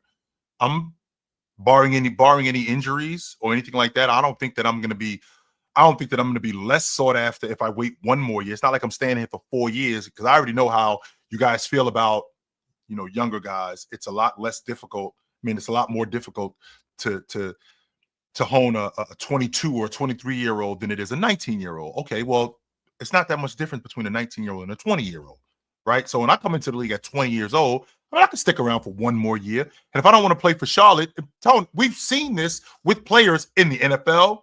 We've seen this with Bo Jackson. I'm not playing in Tampa. No, I'm not going to play for the Tampa Bay Buccaneers. Oh, yeah, John Elway. I am not going to play. I'm not putting on an Indianapolis Colts uniform. I'm not doing that. Eli Manning. I'm not going to play in San Diego. I'm not. No, I will not put on the San Diego Chargers uniform. No, I'm not doing that. So, but even if this, I'm not sure. Again, I'm not sure that this is true. But if it is, I do understand the logic of it. I don't have to go straight to the NBA right now. I don't. Right. I am making enough money where, my family is okay. Like, we're doing good. And that NBA money is going to be there. Barring any, I did roll my ankle, but that could happen anywhere. That could happen in the NBA. Yeah. That could happen anywhere. But, well, if you play in the NBA, at least you got the money. Well, I got money now. Plus, I got insurance too. So if something happens to me, I do have insurance on me too. So. And Jerome, I have no idea what you're talking about. Just for the record, no one has any idea what you're talking about in terms of no one's telling anybody how to spend their money. Troll Boy, though, I do want to address. Mark Jackson said he knows the only living guy who was there and said he absolutely scored 100 points. Argue with Mark Jackson. Absolutely. You tell Mark Jackson to call me up or come on the show and I will argue with him, because I will reiterate, go to a game. Do not look at the scoreboard. Watch the game only, not thinking about, I'm going to watch to see how much a player is going to score, and tell me you know how many points a player scored. You're not tracking it. You're just watching the game. Because how many times have you watched a game and went, oh, damn, he scored 30? That's the quietest 30 I've ever seen. I've told you the story that wasn't that long ago, 2 months ago, when I was in Detroit watching Ant. And we were like, he dropped 50? I promise you, no one at that game realized he dropped 50 because they were getting blown out and they lost. Nobody realized that he dropped 50. 35, 40, I probably, no clue. I think he had 50 or 52 that night. No one had any clue that that's what he did. So just because he was there, that just, again, that proves the point that being there doesn't mean you know how many points they scored. And Tim Jones, why would they fake Wilt's 100? Well, that's easy because it was the PR guy of the Warriors keeping score, and they needed news. Like, don't forget, the NBA was a league on the verge of bankruptcy every single year until after Bird and Magic got there. On the verge of bankruptcy. The Chicago Bulls in 1983, prior to drafting Michael Jordan, the indoor soccer team in Chicago had more fans in the stands at Chicago Stadium than the Bulls did. Okay, you think it's the NBA like today where everybody loves it and there's billions of dollars flowing? Nobody cared, yo. Nobody. As the kids in Toronto say, nah, fam. In the words of the great Cedric Maxwell, we were flying commercial. We couldn't get a direct flight after we won the championship in Houston. We couldn't get a direct flight back to Boston. We had to sit in Atlanta, connect with the NBA trophy. And I imagine today, 2025. In 62, they weren't flying. They were taking the bus. It was a bus. And it wasn't a good bus. Like, I mean, I bet you they were taking some Greyhounds with other regular people. Imagine today, Tone, that you are in the Toronto airport and I don't know, the Detroit Pistons, not the Pistons, I'm sorry. The Lakers are in the airport with the trophy in their hand because they got to connect through Toronto to get home. I would love that. Why? Thank you for picking the Lakers. I would love that. I'd get arrested because I'd be like, give me that. That's what's going on. That's what was going on. They're in the Houston airport in 1981 with the trophy right here. Like, all right, we heading back to Boston with the NBA championship. So there was no money. There's no money. No. So because if you look, every single newspaper across the country, the sports page title was Wilt's 100, Miracle 100, the picture of him in the like it made news. I still can't believe you didn't win the MVP that year. Maybe that was the trade-off. We'll give you a 100-point game, but you can't win the MVP. That was one of the best seasons in NBA history. Like he finished second in the league MVP votes. No, it was excluding because MVP doesn't include playoffs and winning a championship. Right, it's just the regular season. That was the best regular season in NBA history. It may be. Now that I think about it, Tone, I mean, Elgin Baylor came in fourth. 50 and 25. He averaged 50 and 26. 50 and 26. And he averaged 48.5 minutes a game. Like he would have played every minute of every game, only except the one game he didn't play. He got thrown out for fighting. And still averaged more minutes than there were. Right? So he played every minute. He played every minute and then some, like every overtime too. Like I think it's that's why I don't believe it. All right. Speaking of staying, I love the reason why I love this conversation. You wanted this one because I thought there was no chance in hell he was staying in Phoenix. Here's the thing that you've said this to me. First of all, you said this to me earlier in the season, and maybe this has now resonated through the rest of the NBA. Tone, you told me, chill. Jay, I'm not helping Phoenix. I'm not. Not helping them. I'm not. This is a you problem. You've gotten yourself into this. Get yourself out. Maybe the other teams have seen the effect of Kevin Durant, like what happens, what I got to give up, what ends up happening when he gets on my crew. And now that he's gotten older and more injury prone, this is what it's going to look like. And for Kevin Durant to now play for somebody else, Houston, for example, because when I think about who could be possible for him, well, number one, Tone, I need my picks back. That's what I need more than anything. But before we can talk about contracts and matching up the money, I need my draft picks back because I don't have any. So how am I going to build my team? I don't have any draft picks for like the next 5 years, especially first round draft picks. I don't have any. So how am I going to build my team? I'm not just going to build my team through free agency because ain't nobody coming here. We garbage. Now, do they want him gone or does he want out? I think that we're at. That's important to me. I think that he needs some clarity on what's going on, and I think that this is a dire situation where he's probably looking at this tone like, maybe this ain't for me. Does he have a no trade clause? He does not. There's only 2 guys in the league that have no trade clauses. That's James and Bradley Beal. That's it. His teammate, oddly enough, which I think is hilarious. That's it. But we know Those why. are the only 2 guys. So what I'm doing is, right, like I'm not, you're right. If I'm an NBA team, I am not helping Phoenix at all. I'm saying F you, good luck. However, there's 2 exceptions. The problem is, do you want anything from them? But if I could get everything, and I mean everything that I want from one of these 2 teams, that's the only 2 places I'm sending him because I want to stick it to him. Washington, Charlotte. So the 2 worst teams in the league. 100%. You give me all your ones for the next, I don't know, decade, maybe half, maybe half. Give me 3 or 4 ones. Give me whoever you think is worth it from their team, right? That's under 25, and that's how I'm building my new team. Because I still got to get out of Beal. I still got to get out of Booker, right? To really do a proper rebuild. But that's the first one to fall, and I'm not helping him. I'm not sending him to Golden. I'm not sending him to Golden State. I'm not sending him to LA. I'm not. Like Houston's got a bunch of draft picks and a bunch of young guys. I don't think that, to be honest with you, Tone, I don't think that the wound is healed in Oklahoma City. And like I've heard people say Oklahoma City. I'm like, I don't think the wound is healed in Oklahoma City. Even though that was 10 years ago, almost 10 years ago, I still don't think the wound is healed. I don't think that they over that. And it's a different GM now, right? Yes, it's not Sam Presti. Team owner?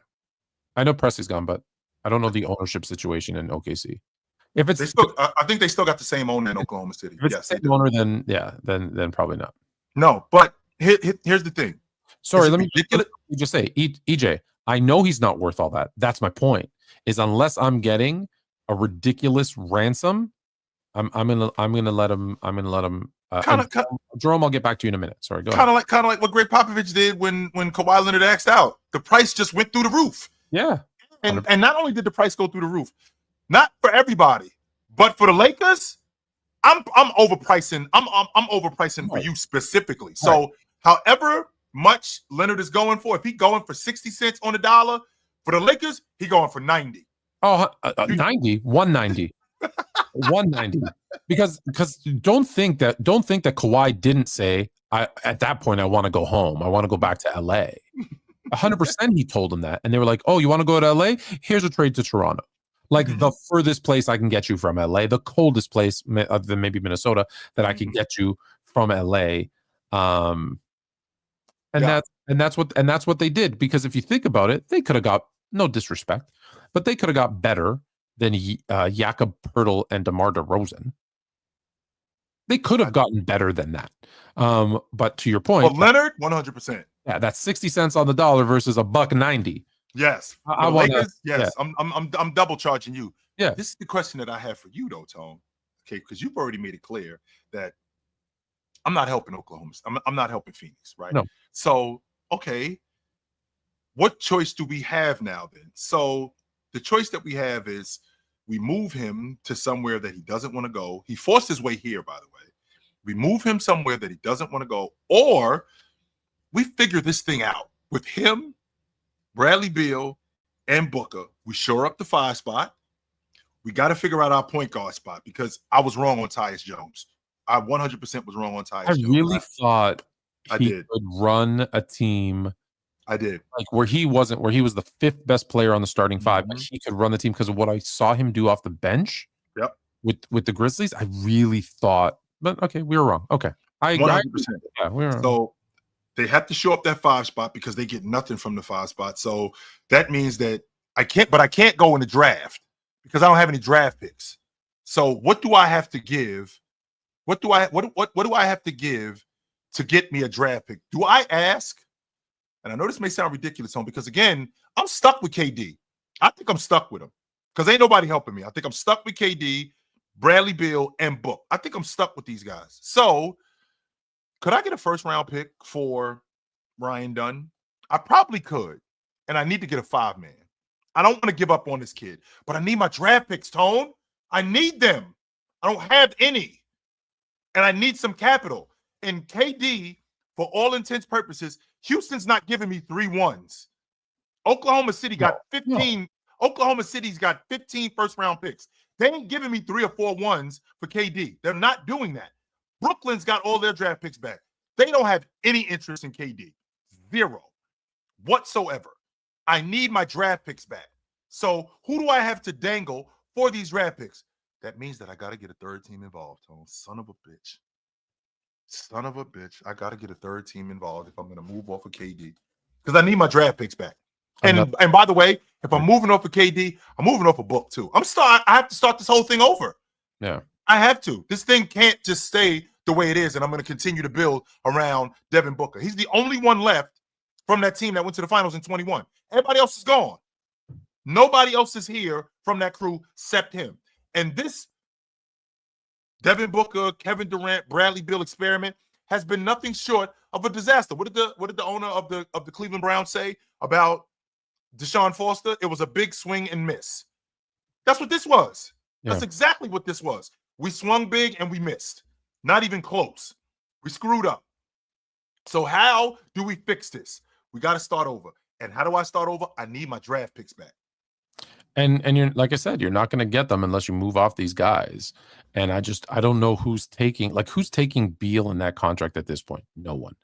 Who's taking 100-year-old KD, who's proven he's not even him. Like it's not like he's playing bad. He's playing well, and they're just not winning games. So he's not in it. So, and to your point, Tone. So who's taking him? Nobody. Booker might be the only one that maybe has some value. Yes, he does. And so that's, you're going to hang your hat on what you can get off Book? Yes, I'm calling up the Detroit Pistons, and I'll take 3 of your ones, and I'll take that kid Ivy for Devin Booker, even though he's on a rook deal. I'm probably going to need some more. I'm probably going to need some more from you in order to make the money work. But yes, I'll take 3 1s. I'll take that kid Ivy. You want to get a third team involved in this to make the money work? Then let's do that. But I need my draft picks back. That's what I need more than anything. I need my draft picks back. That's where I'm at with it. More than anything. It's gonna be a tough one. It's gonna be a tough one. Yes, it is. So if you had to bet, where is KD playing next year? In Houston. I think Houston's gonna be. Oh, you still think that happens? I think that they're going to pull the trigger. I think that they're still blinded by what KD was, and that this could be a last hurrah. Again, Tone, this KD will be 37 on opening night. So this isn't a KD that, we're building something here over the next 2 or 3 years. No, this is something that has to work today. Right? So this is basically this is a calendar year deal. And they're pushing all of their chips to the front of the table, depending on what they do. Depending on what they do in the playoffs, they're going to push all their chips to the front of the table and go hard after KD. Now, I am going to say this, Tony, and I think you're going to disagree with me. If OKC gets bounced early, I think they pick the phone up. If they get bounced in round 1 or they get bounced in round 2, I think they pick the phone up and they check Phoenix's temperature.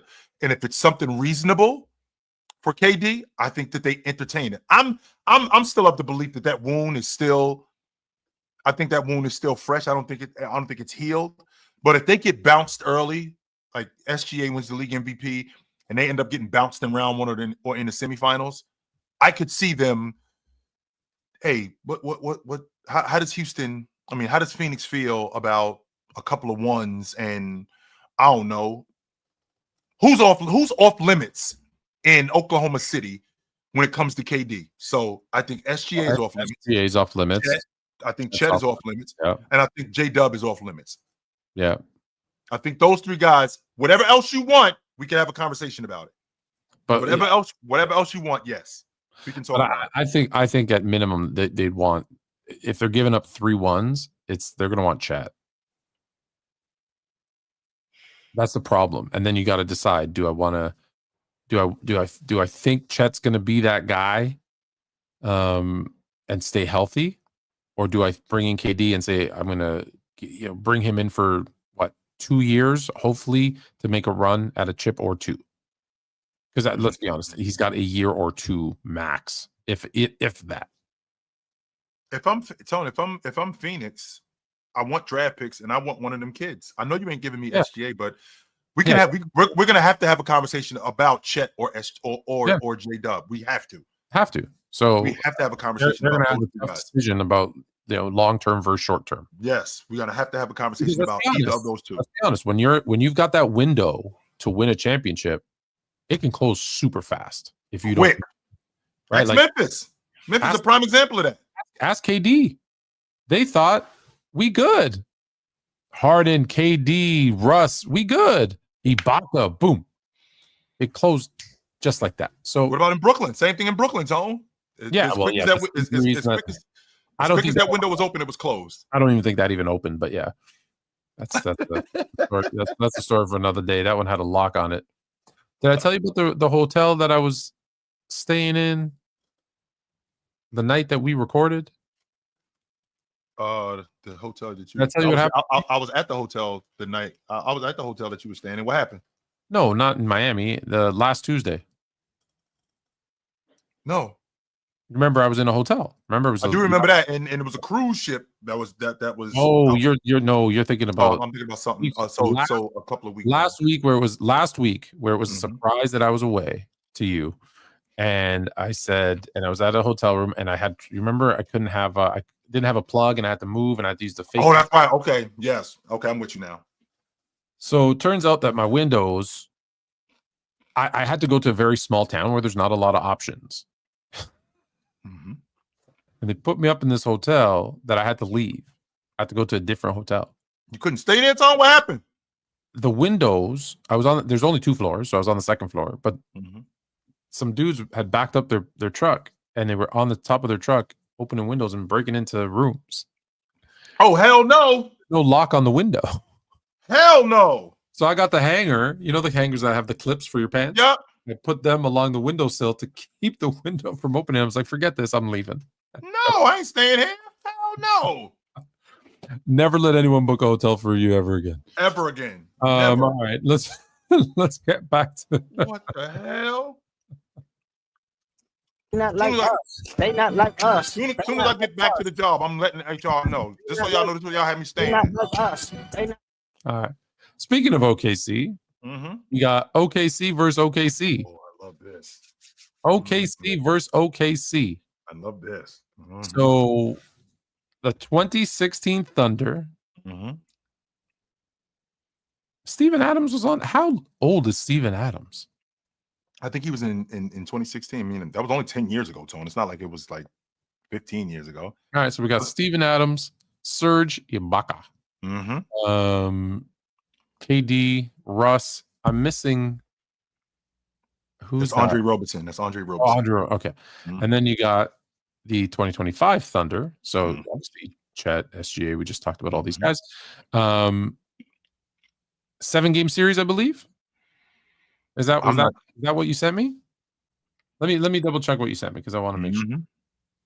I'm not when I look at these teams, Tone, I'm not sure that this is a 7-game series, and the reason why. No, I'm not saying it goes 7. I'm saying that's what we're asking is who wins. They played a 7-game in a 7-game series, and here's my reasoning, Tone. And I want you to hear me out on this because I know you're about to jump down. I know you're about to jump on me on this. Tone, we live in a different space today. Like, gone are the days of the specialists. There are no more days where a guy can just be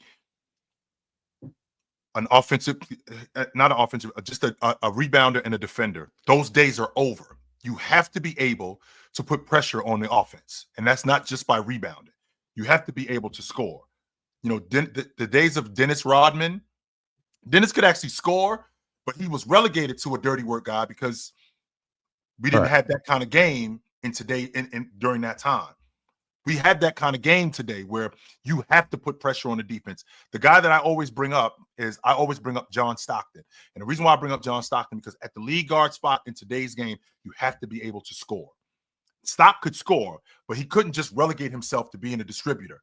He can't do that. Yeah, he'd be asked to shoot more. Yes, not in today's game. Now, if I look at this Oklahoma City team, Tone, every last one of these guys, SGA, Lou Dort, Chet, J-Dub, Hartenstein, all of these guys put pressure on the defense offensively with something that they can do.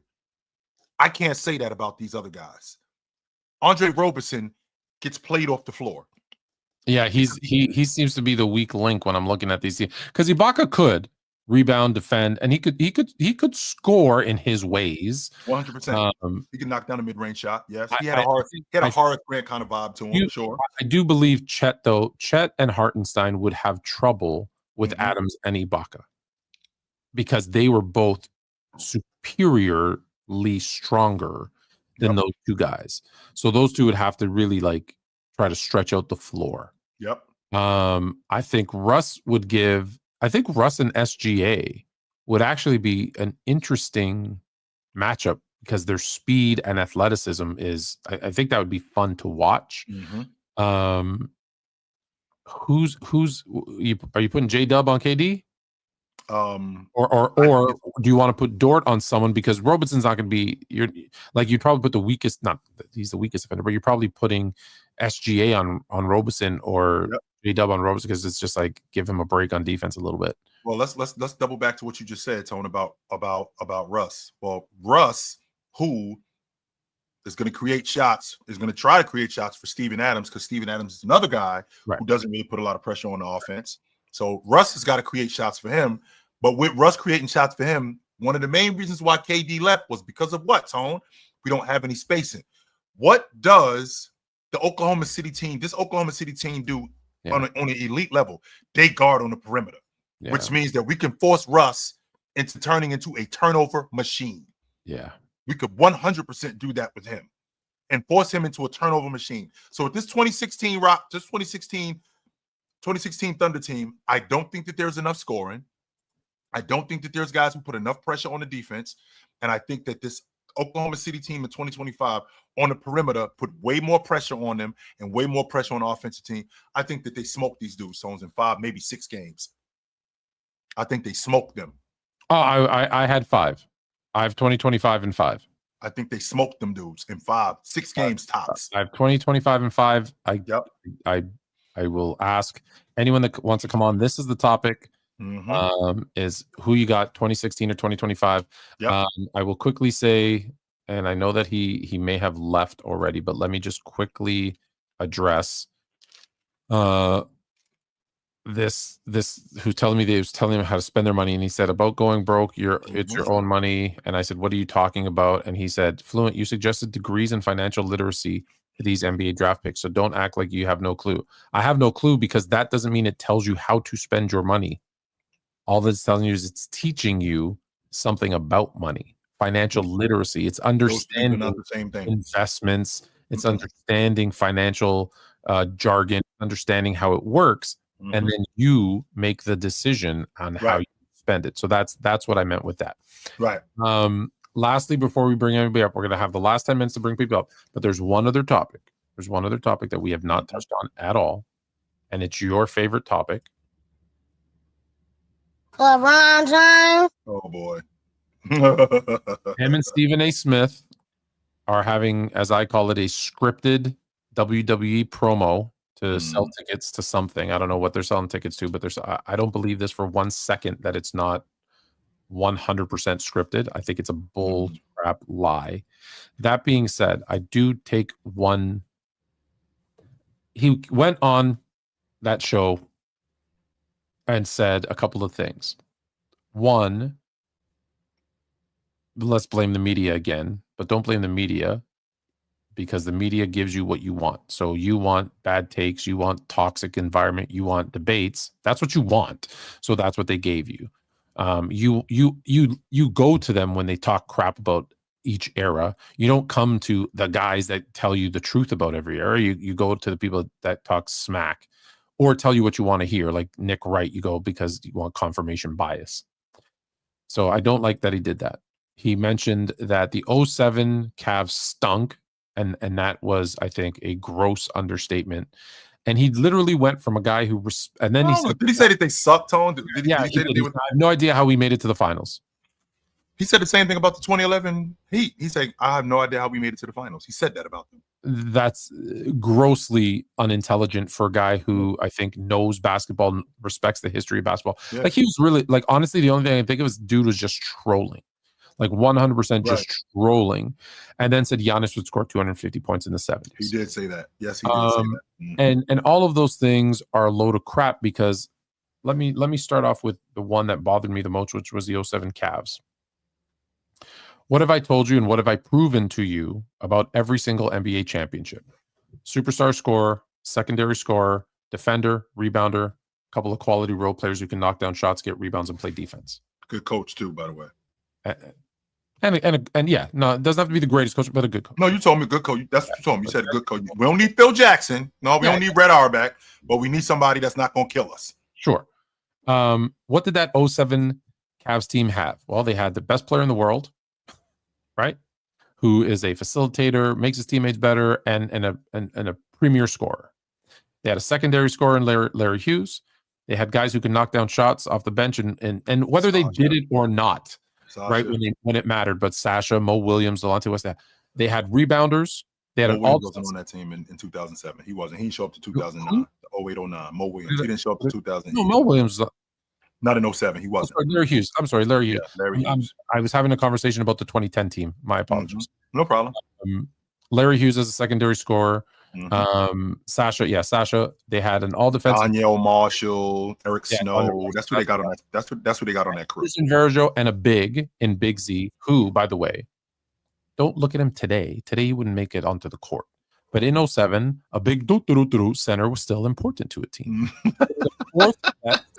They were the fourth best defensive rated team in the league. He didn't do it alone. Now, let's be clear. I'm not saying they're a great team. I have them as the third worst team to ever make an NBA final. So I'm not suggesting they were a great team. With the exception of who, Tone? So if they're the third worst, who are the other two? I've got the 94 Rockets and the 81 Rockets. The 94 Rockets were one of the worst teams to make the NBA finals, Tone? Wow, Tone, that was a damn good team, man. But keep going. Yeah. But for sure, the 81 Rockets is the worst. Losing record. Take Moses Malone off that team, and they'd be lucky to scrap together 5 wins. Like, your third best player, no offense, he's a great coach, Rudy Tomjanovich. Like, come on, get out of here. He's an all-star, Tone. Out of here. No, stop it. No, they stunk. That being said, so I'm not suggesting they were great. But you have all the pieces to be good. In the first round of the playoffs, you face a 500 team in the Washington Wizards who are missing their 2 best players. No Caron Butler. And no Gilbert Arenas. No Gil. Did Gil play in that? No, he did not. The next year, right? So the year before that, in 06, he played. Okay, that's correct. And in 07, he did not. So then you have a 500 Nets team, which has Jason Kidd, who's 33, 30-year-old Vince Carter. Your third best player is Richard Jefferson. No disrespect. And then after that, your best players are like Nakbar. Like, the drop off from player 3 to 4, when you look at the Cavs roster, it's actually significantly deeper. As bad as you want to say their roster was, significantly deeper. I will give them credit. They played great against the Pistons, but it wasn't the Ben Wallace defensive juggernaut Pistons. It was the Chris Webber. He was gone. Webber Pistons, but still impressive. It was still impressive. Okay, first of all, stop right there, Tone, because Webb was nailed to the floor. If you watch that series, Chris Webber was nailed to the floor. He could hardly move. I don't want to disrespect my guy. I really like C Webb, so I don't. I love C Webb too, but he was nailed to the floor, 100%. He could hardly move. But keep going. People are going to hear his name and give him more credit, so I won't disrespect him. I'll give them credit. Webb was over. But you also needed 31 from Boobie Gibson in Game 6 to get by them. Okay, so that was another name that I meant. I said Mo Williams and I meant Boobie Gibson. Sure. Old age kicking in. So you get to the final and you get swept. Cool. You should have lost to the Spurs. With the exception of the Game 4, with the exception of game 4, you were losing that series regardless. You were losing that series. But game 4, okay, he goes 10 of 30, 2 of 6 from the free throw line. They lose a 1-point game.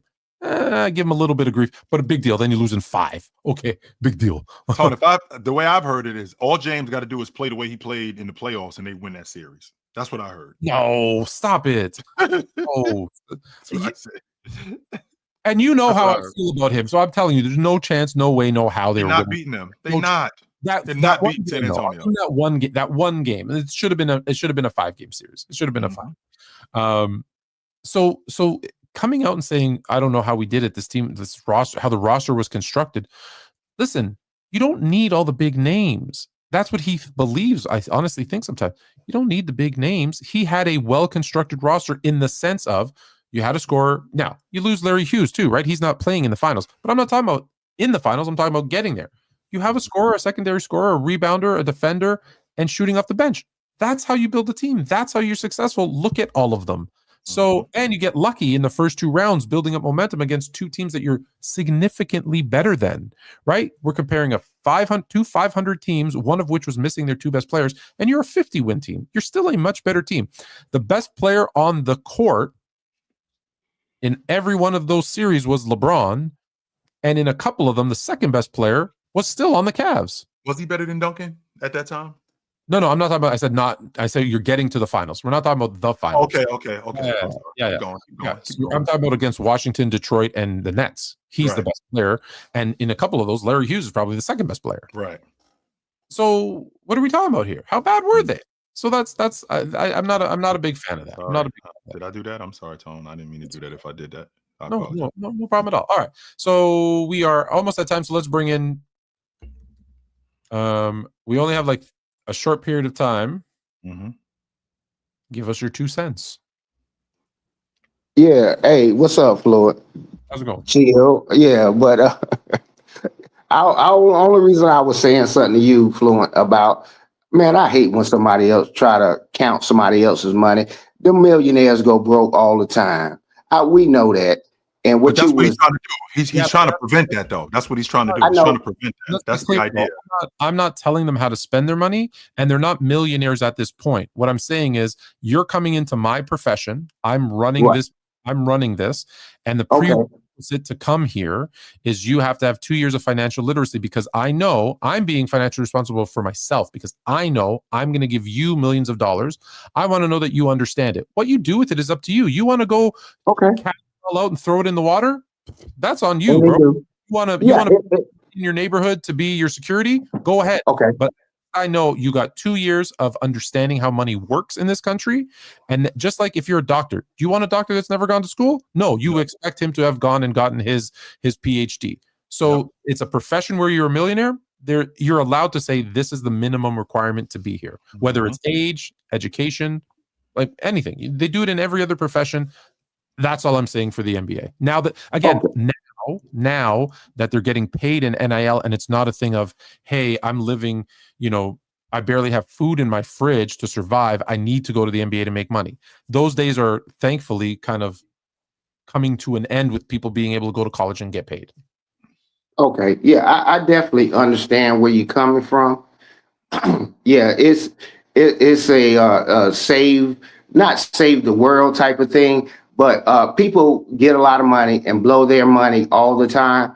And I get it. And you're trying to fix some things that's been going on since the day of time. People make money, they blow money. And you people that study and see it, you're just watching the train crash over and over and over. And you wish you had a solution to it. That solution hasn't worked. You've been studying it and you still don't have a solution to it. And I know it. They're still going to buy gold chains. They're still going to buy cars. They're still going to buy planes and blow their money. That's all I was saying. I'm like, you trying to tell people you should get, as a prerequisite, you should have to go through this course, which you know how that happens when you get a job. They really do make these guys go through certain trainings, which they should when they get on these NBA teams. No, you need to go through some type of financial literacy type of course, and they actually do, and they still blow their money. You know they do, bro. They really do. I know they do. That's what I'm saying. But that's at least I know that as a responsible adult, Right. I put this teenager in a position to be successful. That's very responsible. Whether they were successful or not, that's on them. Yeah. I appreciate your time. I think you have a playback. Is that why you got? Okay. So appreciate you. Thank you for jumping on. Sorry, Rel. Do you have time for one more or no? Yeah. Okay, one more. We good. Just quickly, Rel. What up?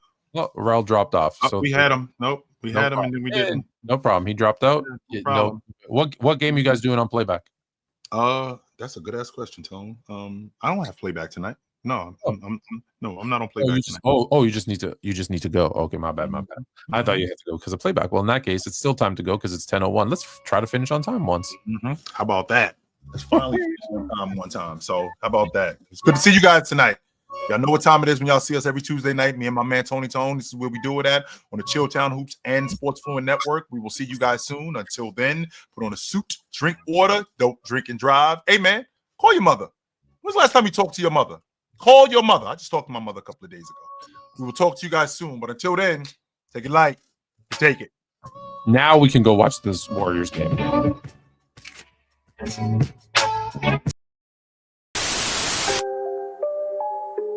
Oh, Canada. Put on a suit, drink water, don't drink and drive. Hey man, call your mother.